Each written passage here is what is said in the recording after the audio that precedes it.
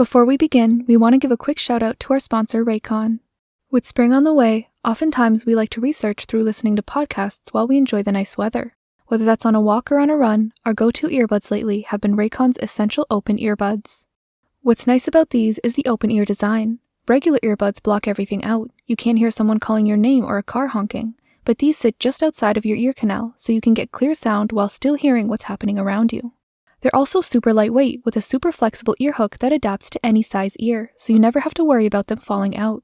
Another thing we love about these earbuds is the multi-point connection, so you can switch between devices like your phone or your laptop without repairing them every time. Plus, you get 8 hours of playtime and up to 36 hours with a charging case, meaning wherever you are, Raycon's got you covered.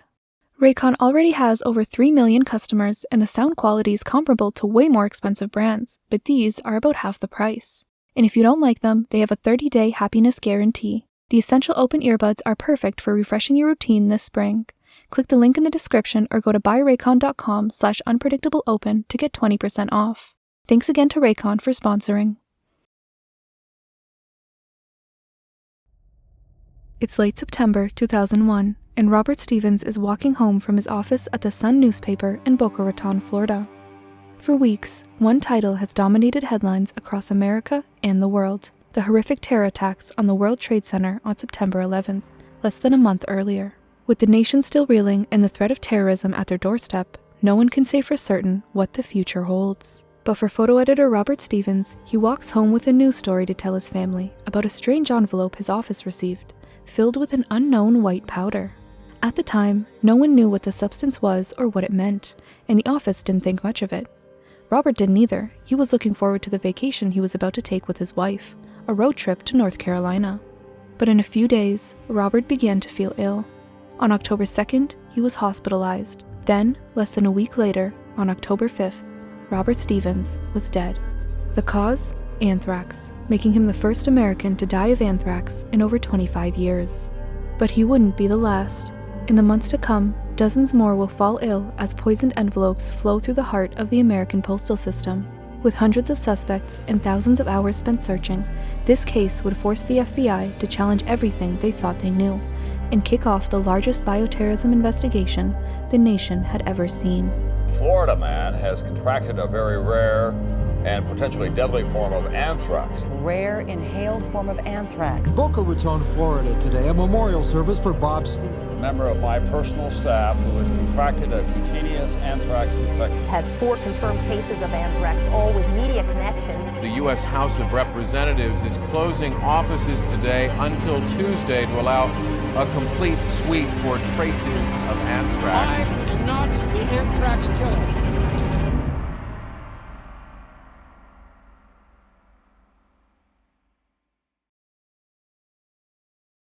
Immediately following the attacks on 9/11, America and the world found themselves on the precipice of a new kind of war, whose greatest weapon wasn't guns or artillery, but terror.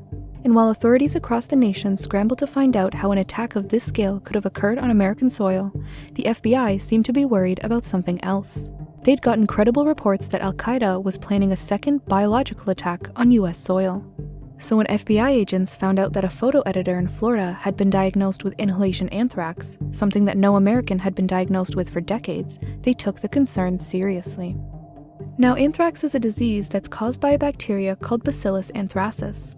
Most of the time, this bacterium behaves like a normal living organism, but the thing about Bacillus anthracis is that when the environment is hostile, instead of dying, it can wrap itself into a hard outer coating, like a shell, to protect itself and survive the harsh conditions. It can survive in this hibernation-like state for years or decades until the conditions are normal again, which is when it wakes up. Those shells, or spores as they're called, can enter the human body through inhalation, ingestion, or cuts in the skin. And once they're in, the spore turns back into the bacteria, eventually causing the disease we know as anthrax. Although anthrax can cause death in any of its forms, inhalation anthrax is not only the most rare form of infection, but also the most deadly. Since 1900, there had been only 18 cases of inhalation anthrax recorded in the US, of which only 2 people survived.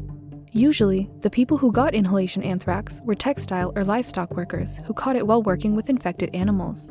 But for Robert Stevens, who worked in a simple suburban office far from any naturally occurring anthrax bacteria, the diagnosis of the rarest form of anthrax was hard to believe. If it hadn't been contracted from natural sources, the only other possibility was intentional infection. Anthrax had been used in the past as a biological weapon by various terrorist groups, and even developed by the US as part of their biological weapons program until 1969. But the process of turning anthrax bacteria into the fine white powder necessary for an airborne attack is extremely difficult.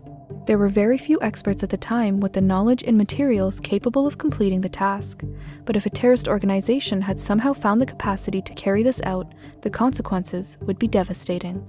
Because of the heightened tension and risk after 9/11, authorities used all avenues at their disposal to investigate the case. After confirming Robert Stevens did in fact die from anthrax, their first concern was, where did the anthrax come from? To answer this question, the FBI sent samples of Robert Stevens' spinal fluid to CDC labs throughout the country, and with the nation's top scientists on the case, officials hoped that they could identify the strain or type of anthrax. This way, they could trace where those strains are found and hopefully backtrack to the origin of the infection. And sure enough, after extensive testing, scientists found that it was a strain of anthrax called Ames that had infected Robert. The Ames strain of anthrax is naturally occurring and found in nature, but extremely rare. It's much more common in labs, used by experts in controlled environments for research. So, to scientists working on the case, the odds that Robert Stevens accidentally inhaled wild anthrax bacteria was too much of a coincidence. But considering the extensive precautions lab technicians took when working with the bacteria, there was virtually no way for it to have accidentally escaped a lab and infected a civilian. It looked like there was only one answer. Robert Stevens was deliberately infected. Now that the authorities knew the strain and the symptoms associated with the infection, they told hospitals in the area to keep an eye out for other patients exhibiting the same illness, and it didn't take long for another patient to be identified. Ernesto Blanco had been hospitalized with similar symptoms in Miami, less than an hour away from Robert Stevens. And although doctors couldn't find actual anthrax bacteria in his bodily fluids, they could find traces of anthrax DNA in spores in his chest and nose. What's more, both he and Robert Stevens worked at AMI, Stevens as a photo editor and Blanco as a mailman.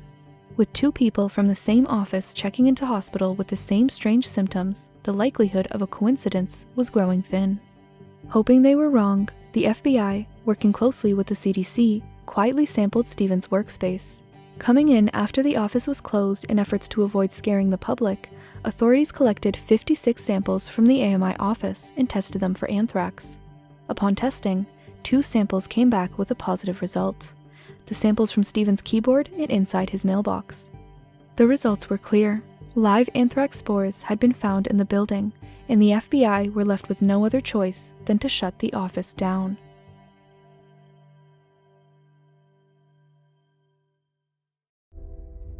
With the AMI offices closed, officials now had to find out whether anyone else from the office had come into contact with the anthrax spores.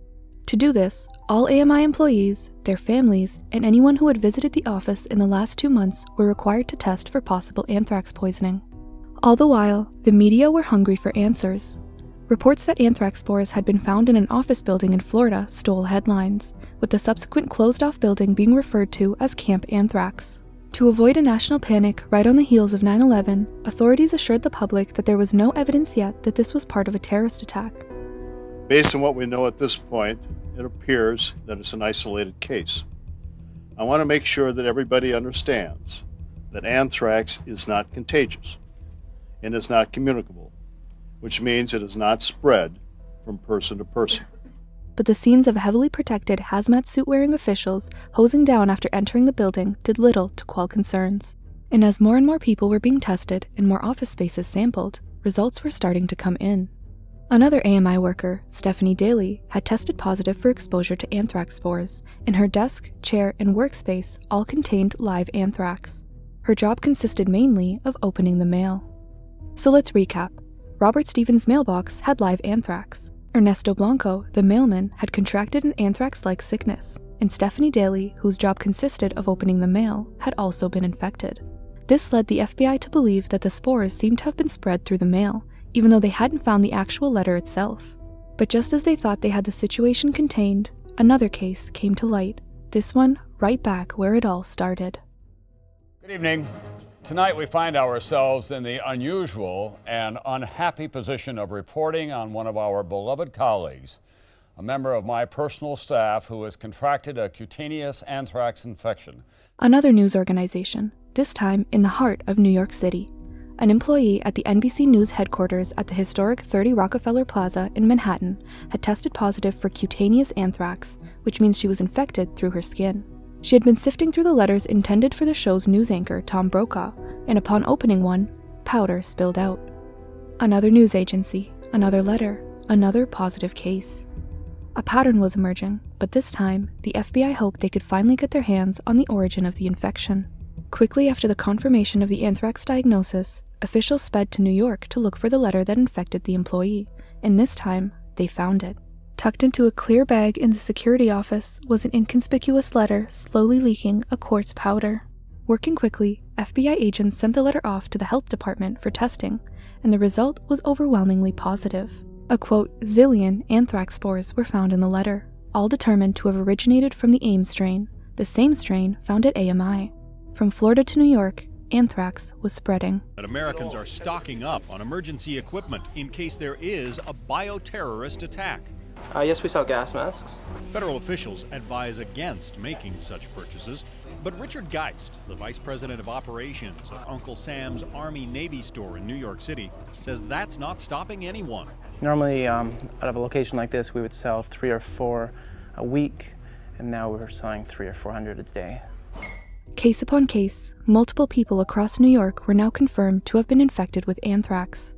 At ABC News, an employee's 7-month infant son was infected after visiting the office a few weeks earlier. The same went for an employee at CBS, and for most of these people, a main part of their job was handling mail. But beyond confirmed cases, anthrax anxiety had seeped into the streets, with thousands of people across the country flooding emergency rooms convinced that they had been exposed with anthrax. People were calling the police about any white powder they found even remotely suspicious.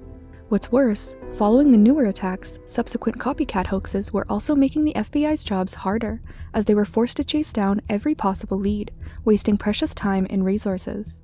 But now, with an original infected letter, the FBI finally had a lead. The letters sent to NBC and the New York Post were the same. This is next. Take penicillin now. Death to America, death to Israel, Allah is great. It was a terrifying message and fed right into the American public's ever-growing fear of jihadist terrorism. Not only that, but the sender was using something that sat at the core of the American economy, the postal system, to deliver his terror. Offices were beginning to receive training on how to proceed with letters containing suspicious powder, training that would soon prove necessary.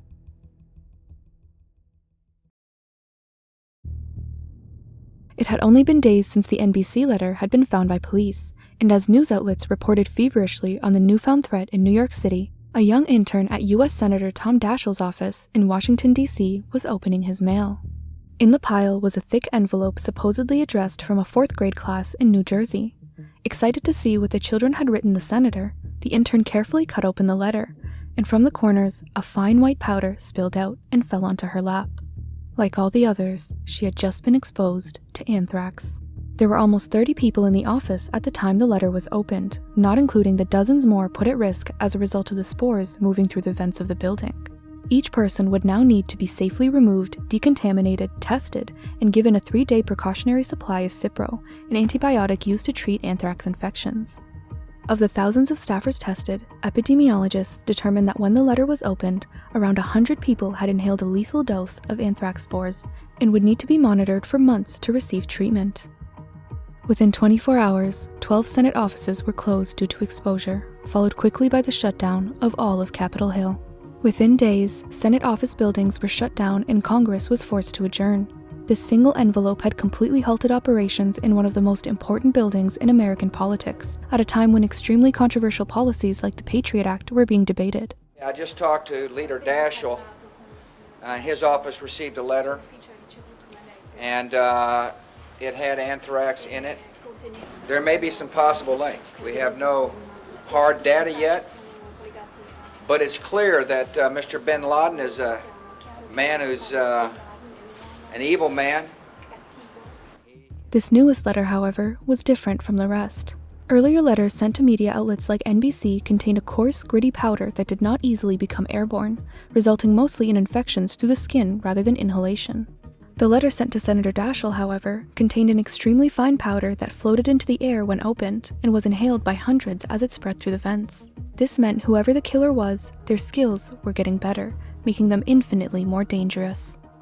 But this letter did not simply appear in Capitol Hill. It had to pass through many hands to reach its recipient. Before reaching Senator Daschle's office, it had already moved through major postal hubs, first the Trenton Processing and Distribution Center in New Jersey, then the Brentwood facility in Washington, D.C.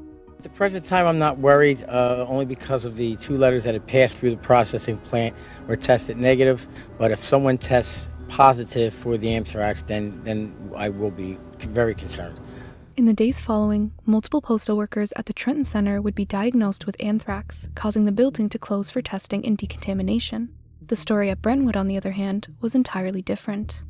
As one of the final stops for the millions of letters delivered to Capitol Hill, workers at the Brentwood facility were terrified by this new threat traveling through the mail. While buildings around Capitol Hill were being shut down, they hoped their bosses would take the danger just as seriously.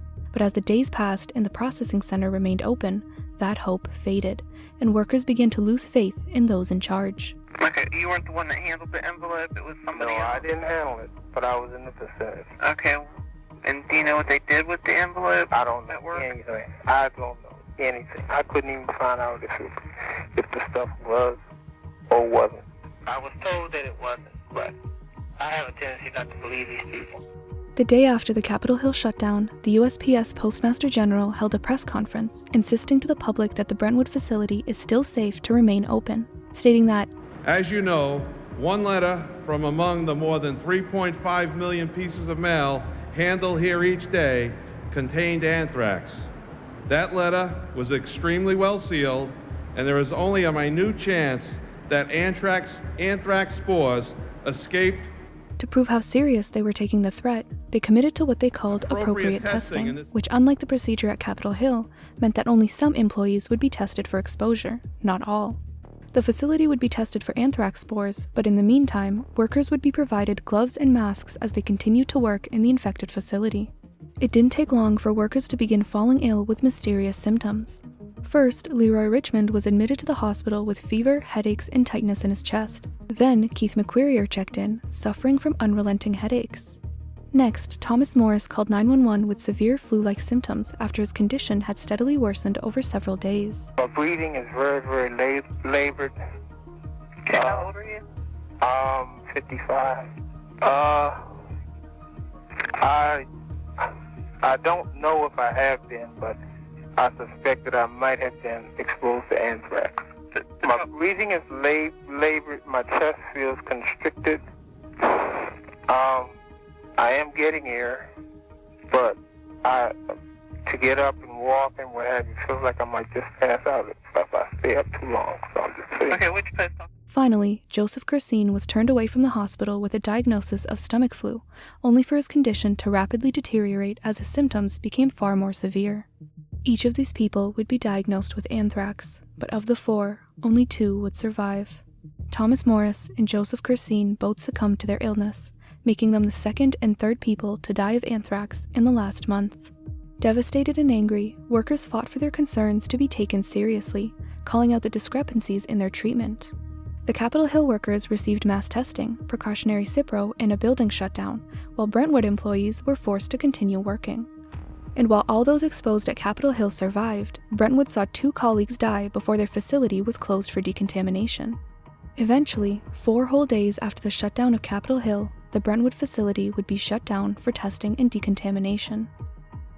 When the results of this testing was released, many felt that it was too little, too late. The CDC revealed that there were 14 hotspots identified in the facility, all surrounding sorting machine 17. During the sorting process, these machines squeezed the letter, so when the Daschle letter passed through it, the machine squeezed the highly refined anthrax spores out. What's worse was that when paper dust accumulated in these machines, they would be cleaned by air hose, so not only was the anthrax squeezed out of the envelope, the air hose was blowing it into the air, allowing any worker around machine 17 to inhale the airborne spores. With the death toll rising to 3 and the ultimate shutdown of multiple mailing facilities as well as Capitol Hill, the threat of anthrax was only growing within the country. More and more letters were being discovered, from the one at NBC to another one sent to the New York Post weeks earlier, which led to a cutaneous anthrax diagnosis in one of its workers. Even the Senator Daschle letter was not the only one to turn up in Capitol Hill, as FBI agents later tracked down another letter sent to Senator Leahy that had not yet been opened. Both of these envelopes contained the same ultrafine anthrax powder and a note that read, "You cannot stop us. We have this anthrax. You die now. Are you afraid? Death to America, death to Israel. Allah is great."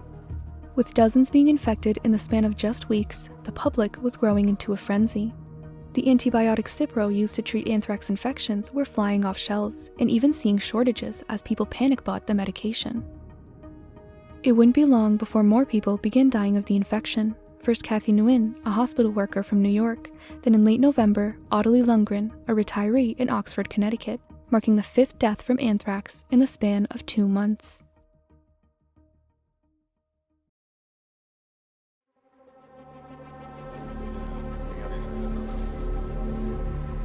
We in the FBI are pleased this morning to join with Postmaster General Jack Potter to announce a reward of up to $1 million for information leading to the arrest and conviction of those responsible for terrorist acts of mailing anthrax. The FBI now more than ever needed a break in the case, but the letters offered little in terms of evidence. The only thing they know is that the letter that infected Robert Stevens at AMI in Florida, the 2 New York letters to NBC and New York Post, and the 2 Washington letters to Senators Leahy and Daschle were all likely sent by the same person, as the content of the notes, the handwriting, and the strain of anthrax spores were all extremely similar. Even the envelopes used in each letter all came from the same batch, meaning it was almost certain that they had been sent by the same person. They also had one other thing in common. According to the postage stamp, they were all mailed out of Trenton, New Jersey. Although it's very unlikely a highly intelligent bioterrorist would mail anthrax-filled letters from their own hometown, it did mean that whoever mailed these letters had to have been close enough to Trenton, New Jersey that they could make the drive out there without arousing suspicion. This narrowed down the location of the sender to within approximately 100 miles from Trenton, New Jersey. Slowly but surely, the FBI were developing a profile. They had a rough location of where the sender could reside. They knew that the sender had to be someone who likely had access to the Ames strain of anthrax, meaning they had to have access to a lab as well as highly specialized lab equipment. Not only this, but they would need to be extremely knowledgeable about infectious diseases and skilled in microbiology to be able to create the highly refined anthrax spores. Beyond the sender's skills, FBI experts were also developing a psychological profile. Using the contents of the letters, experts noticed that some words were misspelled, like penicillin, and the many references to 9/11 and Islamic extremism seemed to be too on the nose, like someone trying too hard to mislead the FBI. They knew that the Ames strain of anthrax was mostly used in labs in the US, with no evidence to suggest that they had made their way over to Iraq. This sender was most likely an American, a lonely, highly intelligent, and meticulous scientist living within 100 miles of Trenton, New Jersey. Not unlike the many experts working with the FBI on the case, agents were literally surrounded daily by people who fit the bill. But outside of the FBI situation rooms, the government was taking the case in an entirely different direction. Right on the heels of 9/11, the White House had continuously insinuated that the anthrax attacks were likely carried out by the same terrorists, conveniently allowing them to point the finger at their new favorite enemy, Iraq. These anthrax letters played a key role in the White House's case that Iraq had weapons of mass destruction that must be dealt with, setting the scene perfectly for the highly criticized invasion of Iraq. These claims directly contradicted the FBI's own evidence, but once they had the idea, they wouldn't let it go. The only way to prove them wrong was for the FBI to find the real killer, and they started by looking from among themselves, more specifically from within one of the only biological weapons labs in the US, the United States Army Medical Research Institute of Infectious Diseases, or USAMRIID. The community of microbiologists and infectious disease specialists with this kind of expertise was small, and if there was anyone who knew someone who fit the bill, it was the experts over at USAMRIID. With the perpetrator's profile circulating, it didn't take long for calls to come in, finally, with some real leads. The first promising lead came from an anonymous call. They named a scientist who used to work at USAMRIID, Dr. Stephen J. Hatfill. Dr. Hatfill was originally an employee at a major defense contractor, but only 3 weeks before the anthrax attacks began, his security clearance was suddenly revoked. Although it was not clear exactly why this occurred, many speculate that it was likely because he had failed a polygraph test. For those working in highly secretive weapons labs, no security clearance basically meant no job, making this a devastating blow to his career, which according to the FBI agents, was a hint of a motive. Not only this, but as the FBI probed further into his past, they found that Dr. Hatfill had also worked for the Rhodesian military during the Rhodesian Bush War. During his time there, the Rhodesian military was later suspected of using biological weapons to fight against the rebels. In fact, some people believe that the anthrax epidemic that occurred during the war, the largest recorded outbreak in history, which killed 182 people and infected over 10,000, was a result of a deliberate action of the Rhodesian military. All this while Hatfill claimed to be working there. With this, the FBI had what they called a person of interest. This was one of the very first times this term had been used.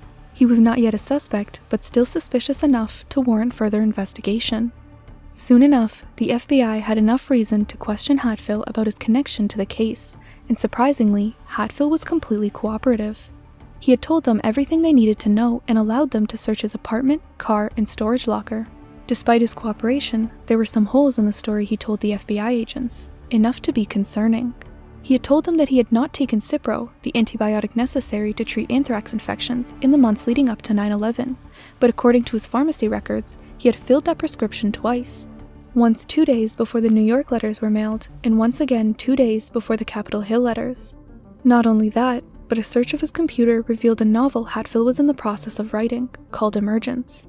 The plot followed a man who intended to attack the White House with a biological weapon, a plague that killed those who came in contact with it. Agents were beginning to connect the dots, and what came together did not look good for Dr. Stephen Hatfill. Thinking he had nothing to fear if he had nothing to hide, Hatfill signed a release to allow the FBI to search his apartment. Little did he know, when his apartment was searched, it would be in full view of the many news cameras standing by. The information about a potential suspect had leaked, and now Hatfill was no longer just a name on the person of interest board. To America, he was now the face of the anthrax killer. With the massive publicity, Hatfill could barely move without being watched, by the FBI or otherwise. His phones were tapped, his friends interviewed, cameras were even placed outside of his girlfriend's house, hoping to catch him doing something that could warrant an arrest. He was being watched so closely that an FBI surveillance car had even driven over his foot, after which he was issued a $5 ticket from the police for walking to create a hazard. For 2 years, there was not a moment of respite. In that time, he lost jobs and was shunned from society, slowly falling deeper into alcoholism to cope with his new reality. Today, I again appear before the TV cameras. I want to look my fellow Americans directly in the eye and declare to them, I am not the anthrax killer. I know nothing about the anthrax attacks. I had absolutely nothing to do with this terrible crime. My life is being destroyed by arrogant government bureaucrats who are peddling ground. The FBI, on the other hand, were working hard to find any solid evidence that could link Hatfill to the anthrax killer, but unfortunately for them, nothing was showing up. They had interviewed all of Hatfill's friends and colleagues with no luck. At one point, investigators staked their hopes on a few bloodhounds, hoping that they could pick up the scent of the sender and track it. When the dogs identified Hatfill's home, his girlfriend's home, and a nearby pond, agents went so far as to drain the entire pond in hopes of finding some kind of equipment he may have dumped. But in the end, the only thing they were able to come up with was a plastic box with 2 holes cut into it, originally thought to have been a glove box to handle chemicals. But with no evidence to prove it, it was eventually labeled a dead end.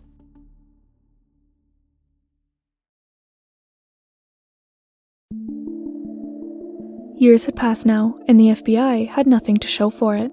Their top suspect, Stephen Hatfill, had been pursued to the point of exhaustion for both him and the FBI.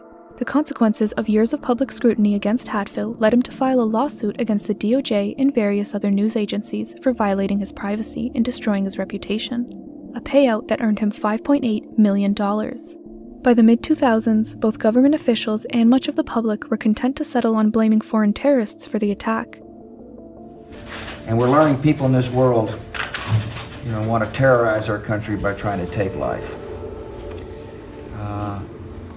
They won't succeed. This country is too strong to allow terrorists to affect the lives of our citizens. using that narrative to help justify the war in Iraq and controversial policies like the Patriot Act, despite the FBI's continued insistence that the perpetrator was most likely a homegrown American. The only question that remained now was who. The FBI had already made a series of ill-advised raids and arrests on innocent people, including Pakistani epidemiologist Irshad Sheikh, whose home was raided and family was arrested, all due to a bad tip. A tip that cost him his job at Johns Hopkins, his chance at American citizenship, and the trust of the people around him. The FBI could not afford another mistake, and as time passed, suspicion increasingly shifted to another scientist involved in the case, longtime collaborator Bruce Ivins. Ivins was an anthrax expert, and one of the people responsible for developing the anthrax vaccine delivered to soldiers serving overseas. From the beginning of the investigation, his lab at USAMRIID had been tapped on to work the case alongside the FBI. But it wasn't just his knowledge of anthrax that put investigators on edge. It was also his almost suspicious level of interest in the case. Ivins had routinely called the FBI tip line about coworkers he thought might have been involved in sending the letters, and had even showed up to the pawn search uninvited, as a volunteer handing out warm drinks to officers during the search. And it wasn't just a few isolated incidents. Ivins had a history of strange behavior with both coworkers and agents. One of the first people to alert the FBI about Bruce Ivins' strange behavior was fellow scientist Nancy Hagewood, who had met him in graduate school at the University of North Carolina at Chapel Hill. Their relationship was initially polite and professional, but it shifted after Ivins learned she had been a member of Kappa Kappa Gamma, at which point his interest escalated into an obsession. During her senior year, Hagewood was working late in the lab to complete her dissertation, carefully recording all of her findings in a single notebook, the only copy of her data. One day, she returned to find it missing from her desk. Devastated, she searched everywhere until she received an anonymous note stating that the notebook had been placed in a mailbox in Chapel Hill. After contacting police to check, her PhD notebook, with all of her research, was found at the bottom of the mailbox. When asked about who could have done it, she immediately thought of Ivins. Other incidents followed. On one occasion, someone spray-painted Kappa Kappa Gamma on her fence and car. She reported her suspicions about Ivins to police, but nothing came of it. Later, an opinion article supporting hazing in fraternities and sororities, specifically Kappa Kappa Gamma, was submitted to the Frederick Post under her name, even though she had not written it. Again, she believed Ivins was responsible. It was only years later that Nancy Hagewood began to suspect Bruce Ivins in the anthrax letters. The turning point was an unsolicited email he sent to her and her colleagues with a photo of himself making anthrax without gloves. To her, this was not only a violation of lab safety, but also something of a proclamation that he was above it all, that it, quote, was an active in-your-face hubris to say, "I'm immune, I don't need to wear gloves." When the FBI reached out to scientists to share their belief that the killer had a microbiology background, Nancy knew she had to share her concerns. Now, an obsession with a sorority does not a killer make, but what Nancy didn't know was that Bruce's obsession with KKG actually reflected the killer's own movements. Early on in the investigation, the FBI tested all 625 mailboxes in the city of Trenton, New Jersey, where the letters were mailed from. Only one came back positive for anthrax spores, a blue mailbox in front of the Kappa Kappa Gamma sorority house in Princeton, New Jersey. According to Bruce himself, his obsession with the sorority had often led him to drive hours to chapter houses, sometimes to attempt to steal items inside, other times just to stare at the houses for 10 minutes, then drive the 3 hours back. With all this strange information, the FBI paid a visit to Bruce at his office for an impromptu chat, in a quick request to search his lab area. Bruce, ever the collaborator, agreed to the search. Little did he know that what they would find would place him firmly at the top of their suspect list. Anthrax samples, the AIM strain specifically, filled his lab. Not uncommon for an anthrax researcher, except for the fact that some samples were never shared with the FBI.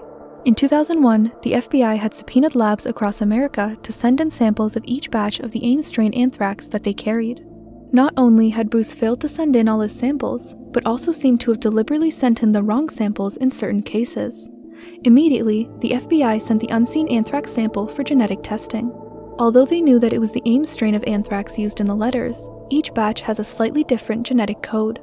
Upon testing, researchers found that the anthrax powder from the letters was a genetic match to the samples pulled from the batch in Bruce's lab, the one he failed to send in.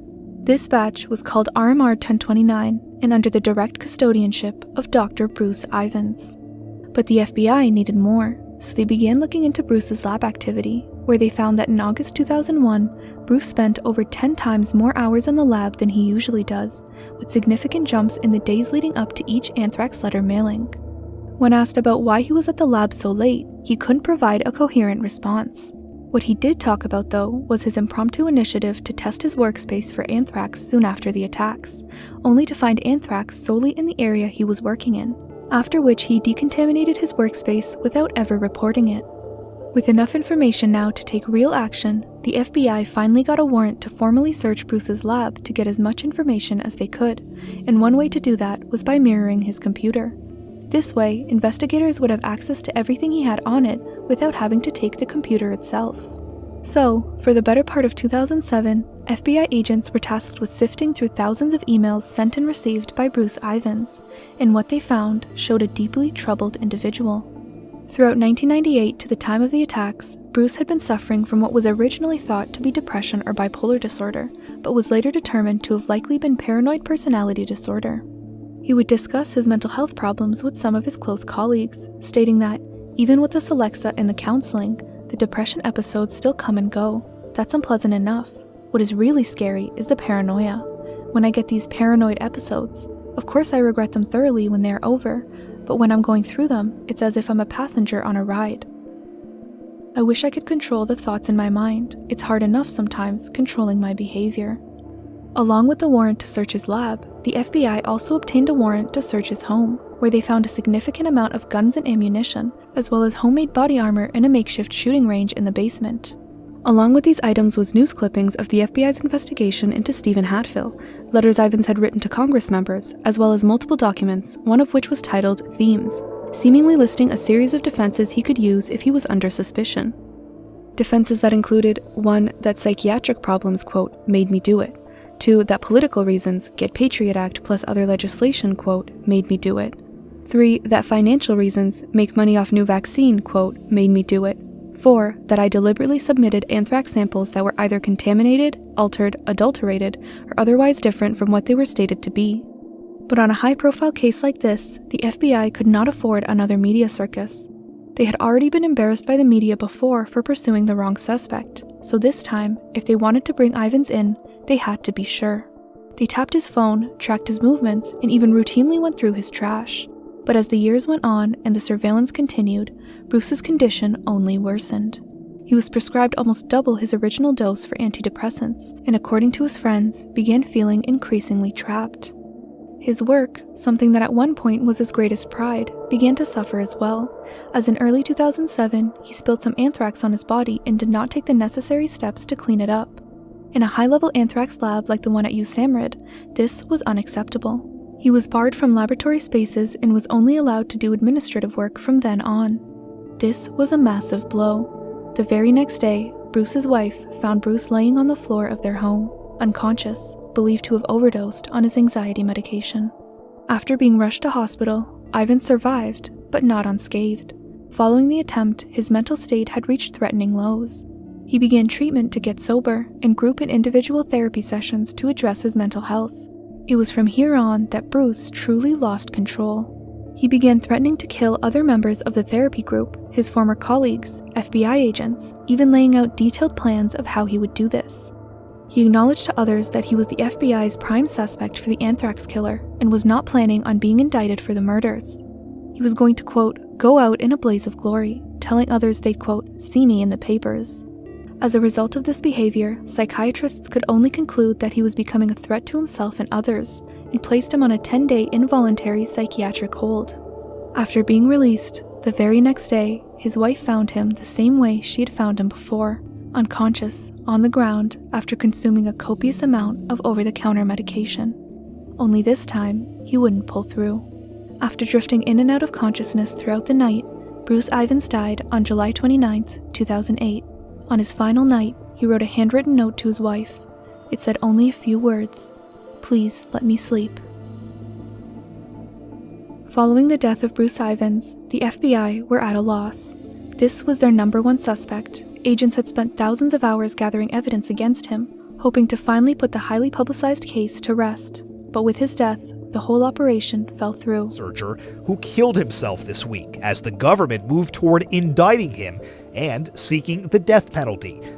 How could they put the case to rest if their prime suspect could no longer be put on trial?